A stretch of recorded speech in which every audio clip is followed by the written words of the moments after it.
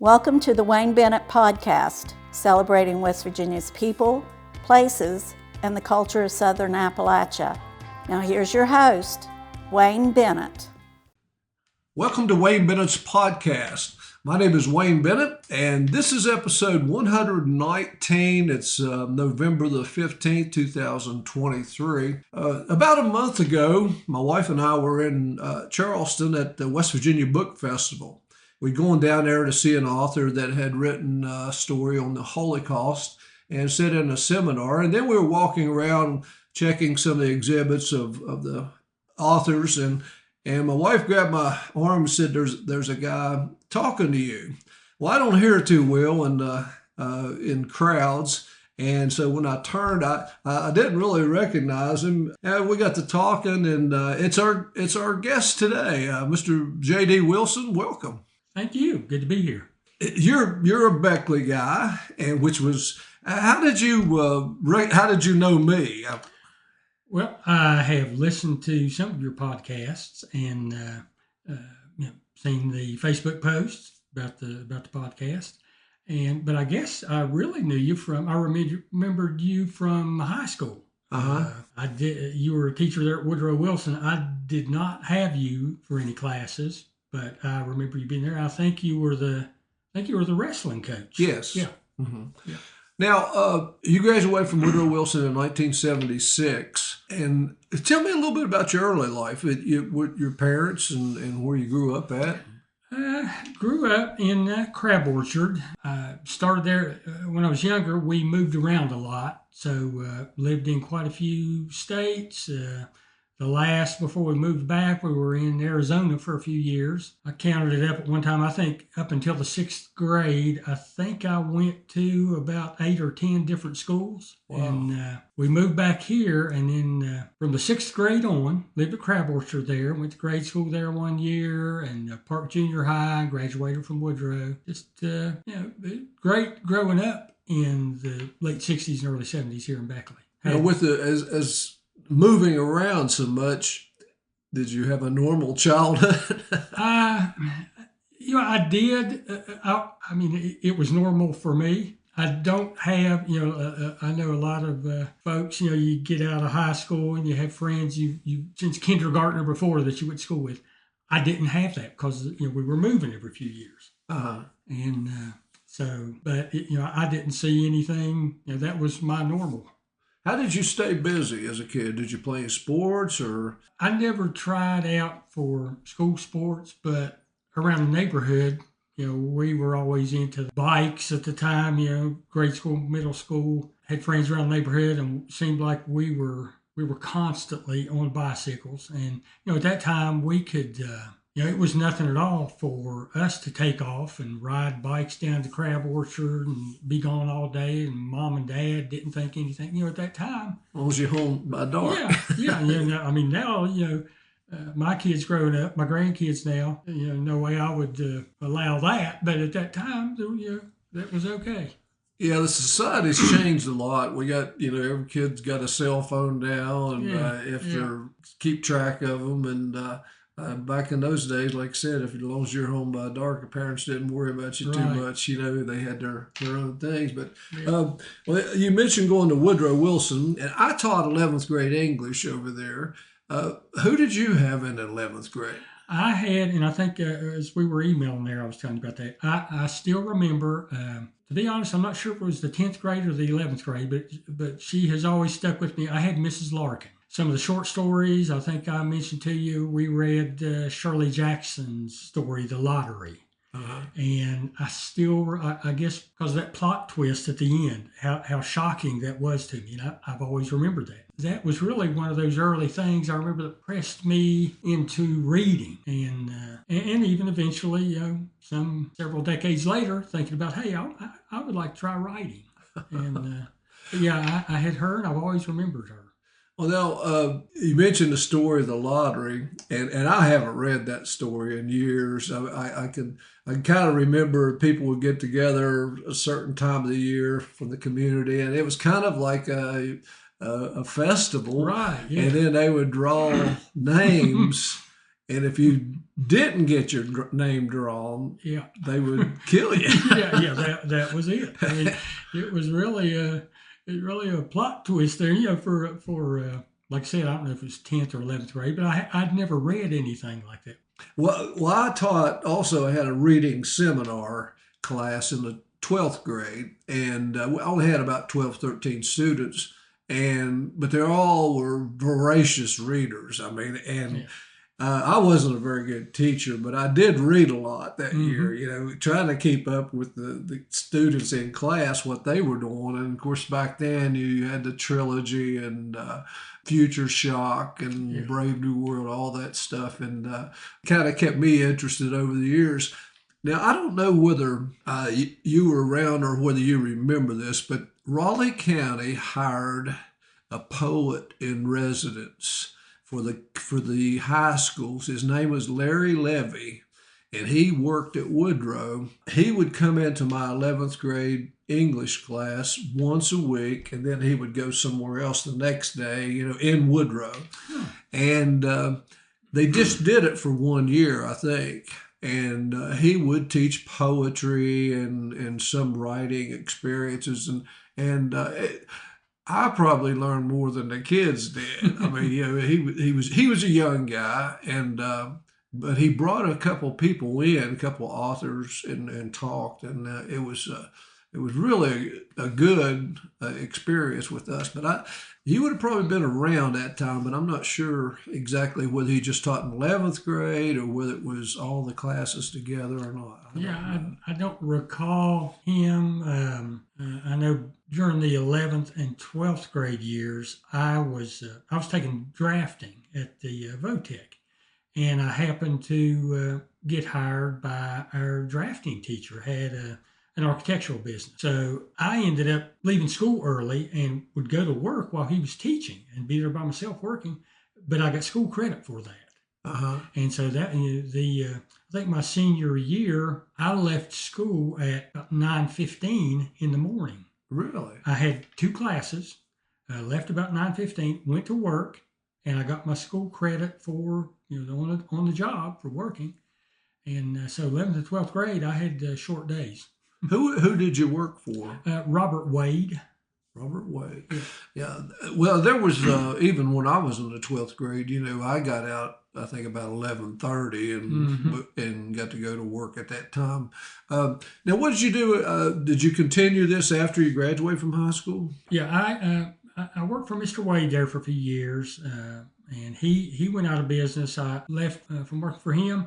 I worked for a land surveyor in town. That was right after I graduated. Didn't go to college, went to work for the surveyor, and after working for him for about a year, I thought, if I'm going to do this, it'd probably be better if I went back to school and did something. So I went a year out of high school. I decided to go to West Virginia Tech in Montgomery, and so I went down there and got a 2-year degree in engineering technology, and got out, graduated from there, went to work for Westmoreland Coal Company, and went to work there at Westmoreland, and I thought, this is okay for a few years, but I'm going to get out of here. I'm going to California or somewhere. And I've been here ever since. Now, did you get married any time around that time? I did. Got married after I had got out of college. I got married about 3 years later, and then raised a couple kids, and it didn't take long. I think I matured a little bit there. A few years after having the kids and things, and, started thinking more along the lines of, what, this place here, Beckley in Southern West Virginia, it's there's not any better place to raise kids and to for them to grow up and things. I have never wanted to leave. Other than work, did you have any other creative juices? I mean, were you drawing or writing, or what were you, anything? I have always took some classes there at Tech in just electives in art appreciation and painting, and have always had an interest in that. Got into doing some painting and drawing, and that turned into doing some artwork for couple different magazines that I worked for, music magazines. Did that for a few years just on the side. And I've wondered at times how I got into like an engineering type profession when really I've always been interested in more in art and writing and even music. I'm not musical, can't play an instrument, but love music. I've always been interested in. What kind of music do you listen to in high school? Then mostly what we would call hard rock. That and friends there in high school, that's what we liked. And since then, I've kind of grown into more, just anything. Bluegrass. I like some of the old classic country from the 50s and 60s, jazz. I have on my Sirius XM in the truck a couple of the bookmark stations are the Frank Sinatra channel and the big bands from the 40s. Yeah. So, just anything. I know in the 90s, you said you got with magazine Relics. Yes. And then with Grateful Dead's magazine, the Unbroken Chain, is that what it was? Yeah, that was Relics was a larger publication. It was published in New York City. It's kind of nationwide. And I did some artwork for them. The Unbroken Chain was a smaller magazine. It was out of Richmond, Virginia, and but I was listed as a staff artist in both of those, and just at random times would submit things, and sometimes they would publish them, sometimes not. Just depends. Is that how you get hooked up with them? I mean, you just send them something? Yeah, that's what I did at that time. I was really into pen and ink drawing and was sending some things out to different places. And these two magazines liked, some of it. And that's how I got started with them. Huh. Do you ever worry about them just taking it and using it and not? Yeah, there's always, I guess that can happen. I mean, but I guess it's like with the writing or anything. You just have to kind of put it out there and hope it goes somewhere. People can take it and use it in whatever way they wish, without your consent. But that can happen, I guess. Well, how did like the Grateful Dead? How did you get mixed up with them exactly? I guess I had a few of their record albums in high school. Got into college, got more, had some friends. We listened to them a lot. And after I graduated from college, went to a couple of their shows with my wife and I. Went to see them a few times, and just kind of got hooked on that music. It was really, they were really improvisational. Never play the same thing twice. It just you couldn't tell what they were going to do. And got into their music, and that's how I sent out a few pen and ink drawings there to a couple of those magazines. Got started, and even Unbroken Chain. I could ask the lady there in Richmond that published that magazine. I had another friend that was a photographer, and I'd even got through the magazine, got her backstage passes a few times to go back and take pictures. Wow. Of the band. So you got to meet Jerry Garcia? No, I never did. I could get the backstage passes for her as a photographer. Oh. I never did. Oh, okay. Yeah. I didn't. Well, I never listened to the Grateful Dead that much, but my oldest son kind of got connected with them, listening to them, and I guess he would be classified as a deadhead. He's been to several, I don't know how many concerts you got to go to or whatever to be called that, but then I started listening to them some, and before I'd ever heard them at all, I was thinking it was some kind of a hard rock group, and then when I listened to them, I thought, well, they've got vocal harmonies and rhythm, and they do have some guitar overtures there, but they were easy to listen to, and I particularly liked the I guess one of the most famous songs, Sugar Magnolia, I think, then Truckin', of course. Those. I still don't have any of their albums, but I do check on them every once in a while, and I can remember I was actually at my son's house for a few days when the Jerry Garcia trial was going on. It's after he died, and they were fighting over his money or something. Yeah. And do you remember that? Yeah, I think that was his wife at the time, and I don't know who. I remember that. I don't remember the particulars of it. Now, you have mentioned in your writing that you actually listen to music when you write. Yes. Now, I write a little bit, but I I just couldn't do that for some reason. I'm one of these guys everybody's got a big quiet, get out of here, but a lot of writers do that. Yeah. A lot of, as far as the listening to music and Yeah. any particular kind of music you listen to. Sometimes just something to fill up space, just have something in the background. A lot of times, some of the horror type things I've written, I know a couple of those short story books that I've written.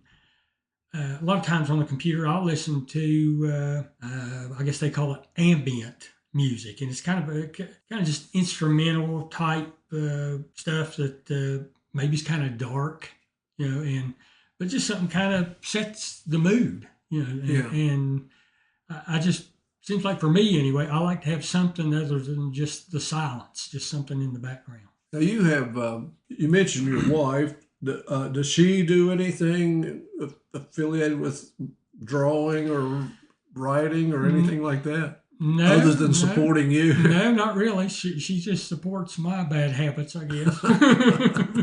What about your children? Any of them? No, none of them really. I have two kids, both a boy and a girl, and they're both grown. And my daughter's married, has two small grandchildren with her, and then my son, I've got a 19-year-old grandson with him, and so 2 kids, 3 grandkids, but none of them really do anything like that. Let's talk about the writing process. You, when and where do you write most of the time when you do write? I have an office there in the house where I work, and I'll just sit there at the desk there. And working a full-time job, it's hard to take time. I've read a couple times. Stephen King had a book. It's called On Writing, and that early on inspired me to, hey, I want to do that.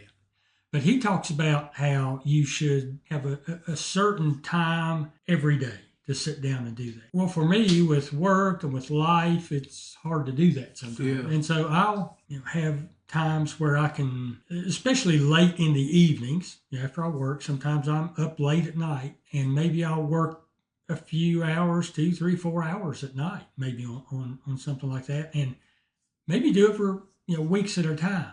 And then I'll just hit a patch there where I just don't feel like it, and I might go weeks or a few months and not do anything. When did you actually start writing your first novel?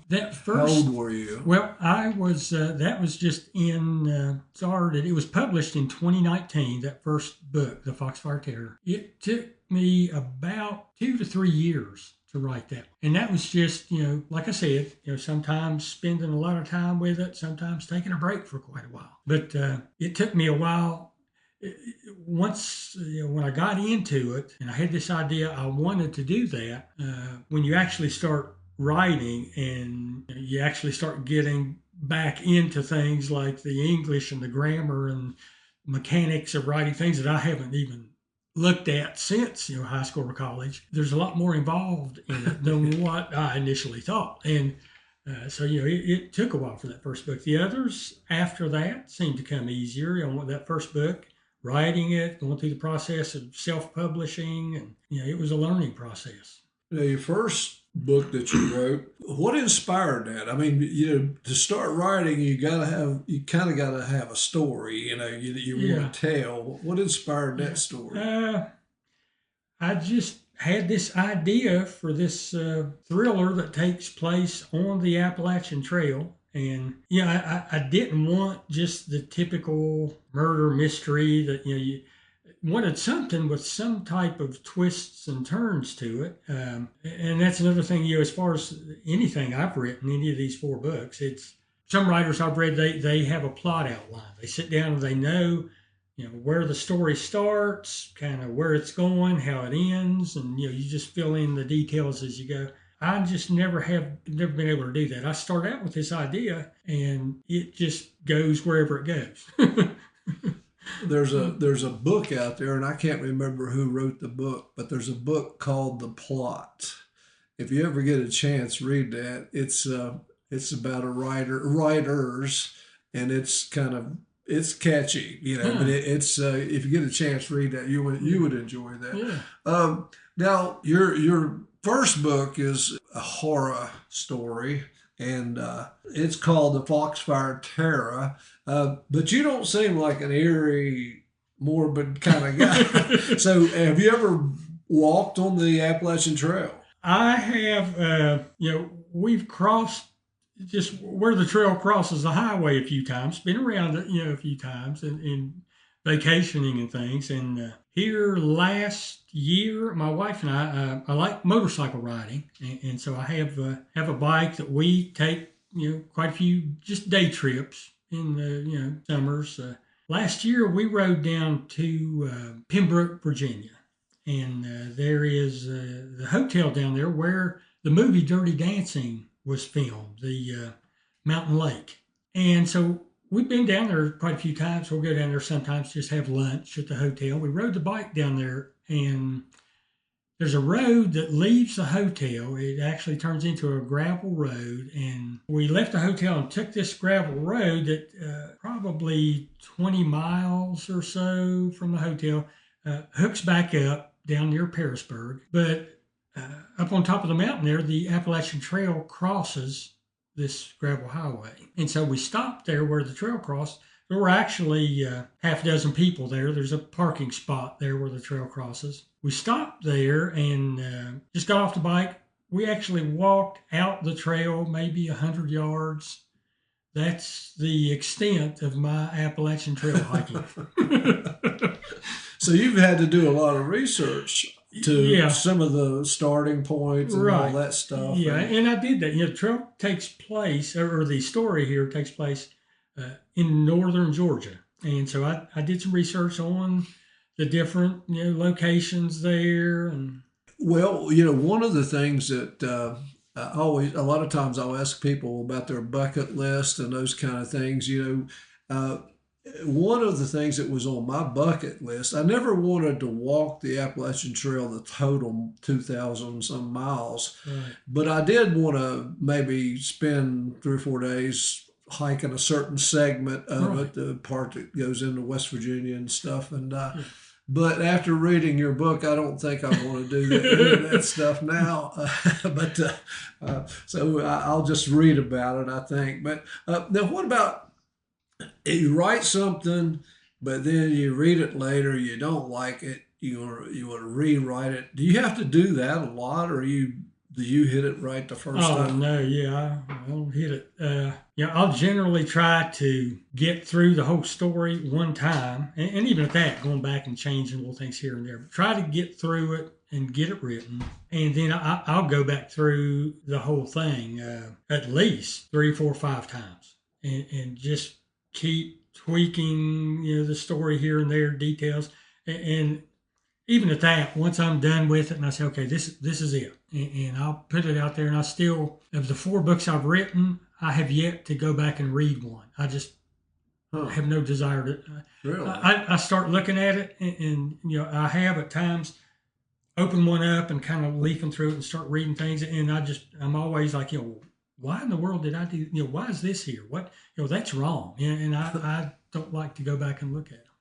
Now, I've read 3 of your books, and one of the things I noticed in your books, I guess this is a tool of the trade, and of course it would appeal to somebody like me, but not necessarily everybody, but you use a term like familiarity. I mean, you use like TV shows like The Rifleman and The Big Valley, and something that I would identify. A younger person may not. Of course, I don't know. There's reruns on TV now, but you mentioned songs like Detroit City, Bobby Bear, and Seasoned in the Sun, places like Huntington, and you mentioned Coalburg, West Virginia. Is there a real Coalburg? I looked that up at that time, and I'm not sure. I don't recall. I didn't know whether you'd made that one up. I think maybe there is. There's Coalwood, where the Rocket Boys were from. If I remember right, I think there is a Coalburg that is between Montgomery and Charleston, which is not where the setting is for my story. But I think there is a town called that. But the familiarity kind of keeps somebody like me interested, or someone in my age group. let's talk about some of your books. The first book I read is called The Foxfire Horror, and I read the Foxfire series back 40 years ago, and I never even thought about what Foxfire was. Right. Yeah. What is Foxfire? That is, and like I said, I did some research, and had to study on that and find out what it was. But it is actually like a mushroom that glows in the dark. And it kind of blue. It turns blue, I think. Right. And Yeah. but it's a story about two guys who had been comrade students together, and after the one particularly graduates, before he gets into the workforce, he decides he wants to walk the Appalachian Trail, so he gets in contact with an old buddy, and they decide to do it. And you pull in several characters. You pull in the sheriff and a guy who's avoiding people. It's kind of lives in the woods, and a professional family. But you do a good job. You pull it all in. You have murder. You got mystery. You don't have any sex in that one. No, I don't. And I've stayed away from that, and as well, any profanity. Pretty much, I don't, write that in my books. And some people would look at that today and say, well, that's why I don't like it. That's a selling point for a lot of people. Oh yeah, absolutely. And I just have this idea that you can tell a good story without that. I think he did a good job with it, and but I would highly recommend it. I enjoyed it. Again, I don't think I'll go on the Appalachian Trail now, but the Foxfire Horror. Then one that I particularly enjoyed, and I think mainly because this guy was in my age group. It's called Remember a Day. Where did the title come from? The day. Well, that I guess just based on this older fella has this. Some things happen in his life there, and he comes to this. It's like the light bulb comes on. Nearing the end of his life, he wants to recall.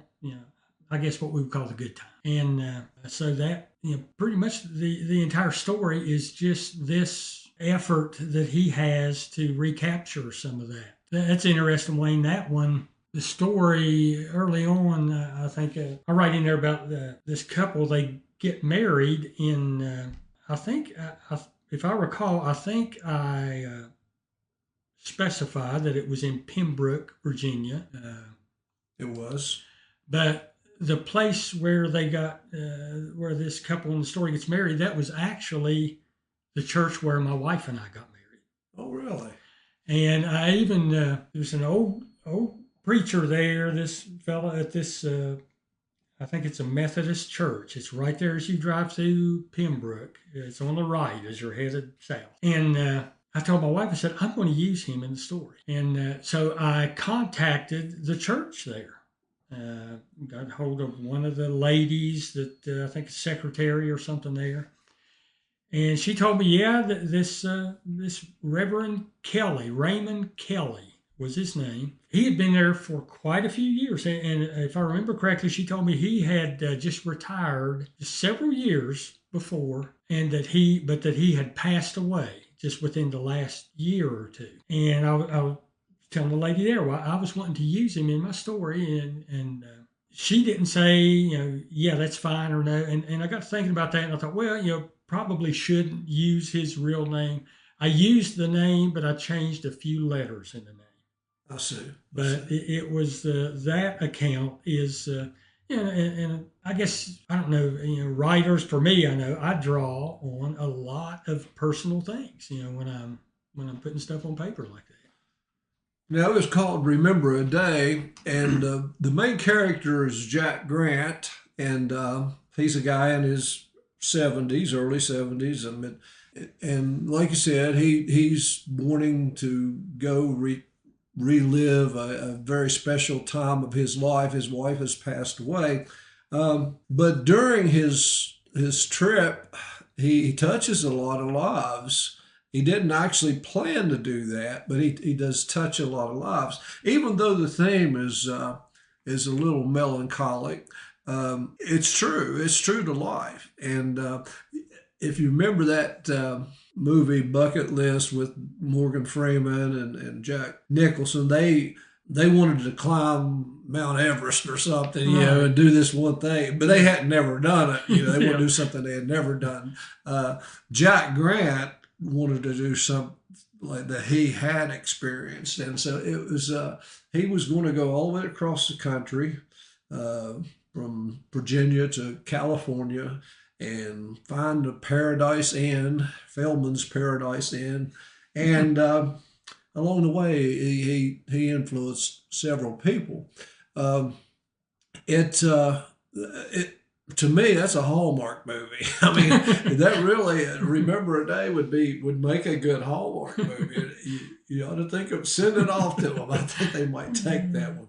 Now, you had a third book that I read was called Deviation, and this was a series of short stories. Tell me a little. Well, how long did it take to write Remember a Day? Those, after that first book, after I got that one published, it was an encouragement for me to, I had some people that had read it.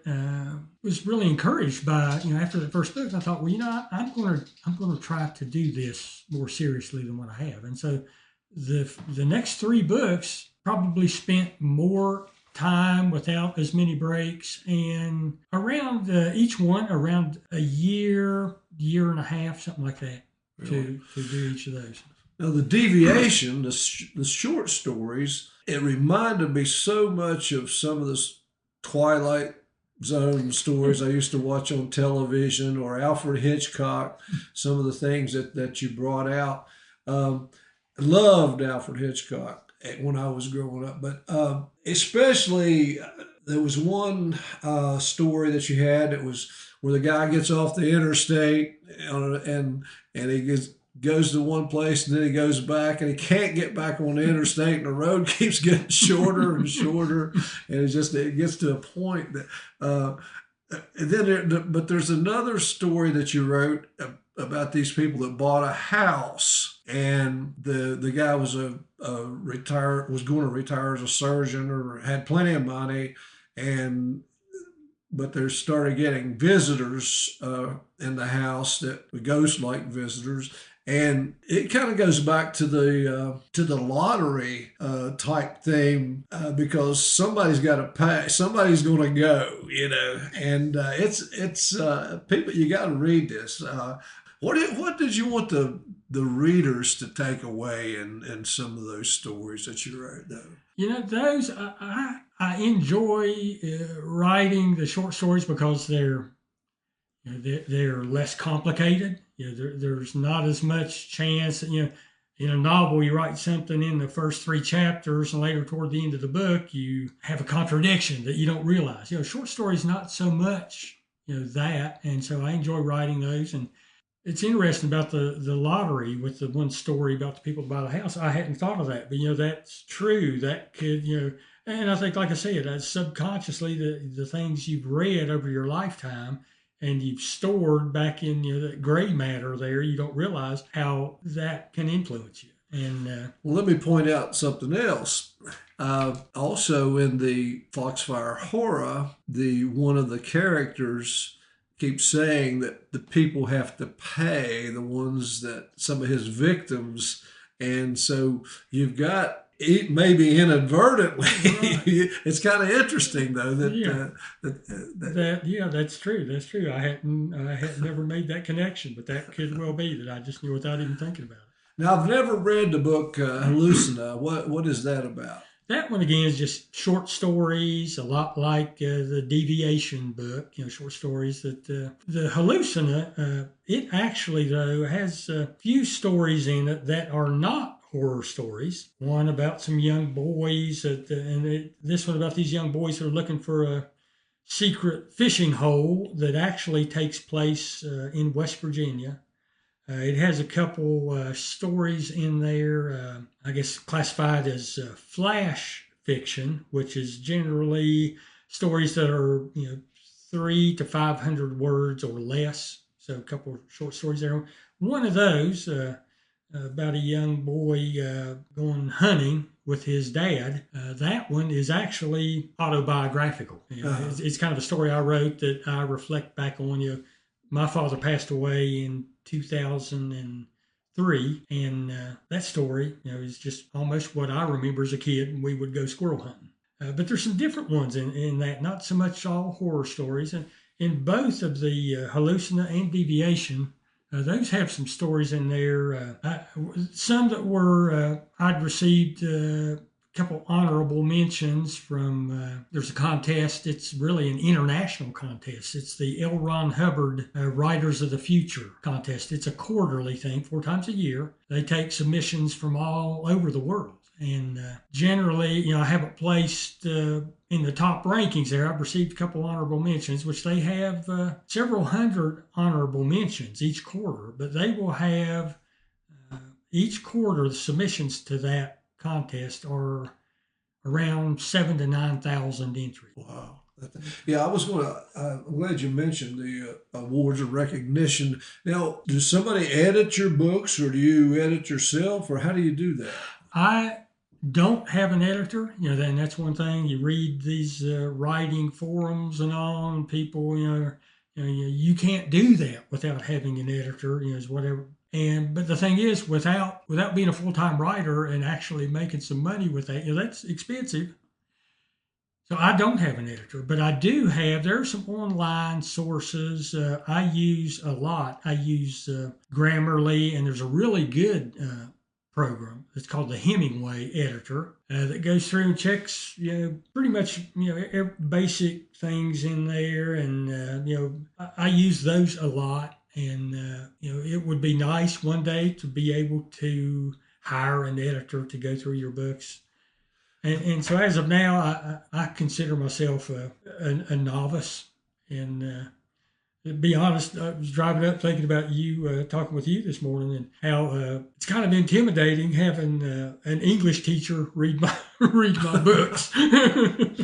Well, I wasn't that good an English teacher, but the one thing you got to watch too in the writing business, it's the same thing as in the music business. There's people out there who'll take your money, and they'll tell you, well, you need this, you need this, you need that, and by the time you've invested, you got a lot of money invested, and it may not ever get it back. And the same way with music. I mean, they'll tell you, come to Nashville. Well, you can go down there and you can spend a lot of money getting some recordings, but it doesn't mean you're going to be in a top hit or anything like that. So you got to kind of, there, and some of them may help you, may not. You once wrote that good writing can transport you to other places. And I guess that's one of the reasons why I like to read. I'm not a well-traveled person, but I do enjoy reading. And what's the next book you got coming out? I mean, what's coming? I have one that I've started, and I have talking to my wife. Been thinking about maybe I just need to concentrate more on submitting short stories to various contests and publications and things. And so I've kind of straddled the fence between I have done some of that, but at the same time I've started another book which will be a horror genre, I guess you'd call it, but. And it's called, working title. I'd say it wouldn't change, but it's called The Black Acid Carnival. And so I got several thousand words into that, but it's something that it's probably still a year away or something if I finish it. Have you had the same publisher for all your books? Well, I just used KDP, is Kindle Direct Publishing, where you go through their process. You can publish, you go through the online process, you publish there, then your books are for sale on Amazon. So all 4 of these published through them. There's another company called Ingram Spark, who I may check into that with this next book. You can actually go through the process with them, publish through them, and you can have your books for sale on Amazon and in Barnes & Noble. And so I'm thinking about checking with them. Mine are for sale only on Amazon, and then I personally have, I have a number of copies of each one that I've done some book fairs and festivals where I'll sell them. Okay, how do you got book fairs? We go to Lewisburg has one in the 1st of August. We go to the festival there, and always go to the West Virginia Book Festival. And if you think people don't read, you ought to go to one of them festivals. I mean, they're carrying boxes and Right. boxes of books out. So there's Yeah. plenty, still people out there that read, and still a lot of books that sell. Yeah. But if a person was interested in getting your book, is there some way other than Amazon? Or I know you have a website, and is there any local anybody selling books of your books yet? Not locally, and I really haven't checked around with anyone doing that. I got a message on Facebook there a few weeks ago from a lady that had asked the Sophia Library about it. They don't have copies of them, and she asked me why don't I do that, and so I haven't done it yet, but going to check with the Beckley and some local libraries to see if they want some copies, donate some copies there. I don't have any for sale locally in any stores here, but I haven't really pursued that. You can just search J.D. Wilson on Amazon and find them. Or if you go to my website, jdwilsonbooks.com, you can go to my website there, and it has links to all 4 of them on Amazon. Yeah. Well, the writer Billy Wilder has on his tombstone, it said, "I'm a writer. Well, nobody's perfect." And what do you want to accomplish? I mean, I've heard you make reference to time that you kind of think writing guys who make a lot of money at are successful writers, but that's not necessarily true all the time. I mean, a lot of people become more famous after they're dead, and they don't. There's a lot of writers out there that never made hardly anything while they were alive, Mm-hmm. but they're actually would be considered history would consider them a very successful writer. But where do you want to be down the road? Next few years, what do you want to do? You're still working. How much longer are you going to work? Yeah, I'm still working. I'd like to. I work for an engineering consultant, and we do mining and stormwater permitting and such as that. And as long as that holds up, we have work to do. I'd like to still do that for a few more years before I retire, and I'll still continue to write. And maybe once I'm retired, I could put more effort into that. But just wanting to, I've said before, if you look at writing and you figure, hey, I want to do that for the money. Yeah, you're looking at it the wrong way, because I've sold some books, and but by no means enough to make a living at. I guess primarily I just want to it's a hobby that I enjoy, and like you said, even after I'm gone, whether they go anywhere or not, it's something that maybe one of these days my grandkids will crack open a copy of one of them and say, "Hey, my grandpa wrote that." It's just something that I enjoy doing. So That's great. That's great. Well, I think that you're wildly imaginative. I think you've got your books are character driven. And you're quite the wordsmith. I've enjoyed them, and keep on writing, and we'll keep getting you back here. I'd love to talk to you some more, but you're welcome to come back anytime you want. hey, I appreciate that. I really thank you for having me on here today. And anybody else that would like to be on our program, you can contact me at awbennett50@gmail.com, and we'll get you on here. And until next time, remember, if you're not dead yet, you're not done yet. And until then, God bless you.